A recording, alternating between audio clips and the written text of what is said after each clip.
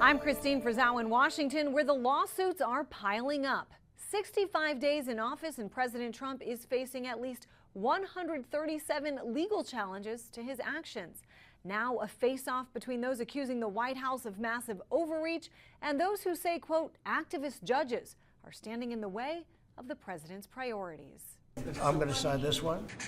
In response to the abundance of executive orders signed by President Donald Trump in just 2 months, an abundance of lawsuits challenging what he views as his presidential power.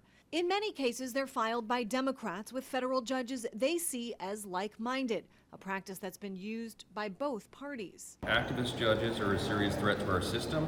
It has increased in number. It has increased in intensity. This is not the way the system is supposed to work. The system now being challenged in new legislation called No Rogue Rulings Act, which seeks to limit the authority of federal judges to impose nationwide injunctions. Congress is saying when a federal judge issues an injunction that covers the whole country, that's too broad a power for one judge to have. A judge should only have the power where the state that he is located in. Lawsuits include challenges to the widespread firing of federal workers and dismantling of agencies created by Congress, the blocking of Trump's executive order seeking to end birthright citizenship, and his use of the Alien Enemies Act to deport 261 migrants he calls criminals without due process, which critics say interferes with U.S. national security. The Constitution gives the president the power to make the judgments about how we deal with foreign nationals when we are animated by national security concerns.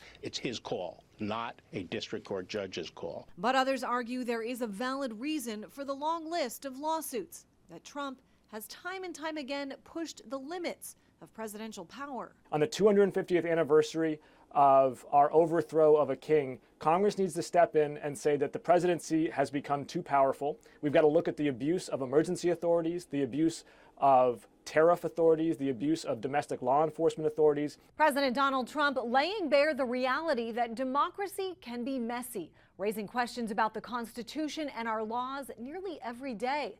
Constitutional experts say the answers to many of them will end up being determined by the U.S. Supreme Court. I'm Christine Frizzau reporting.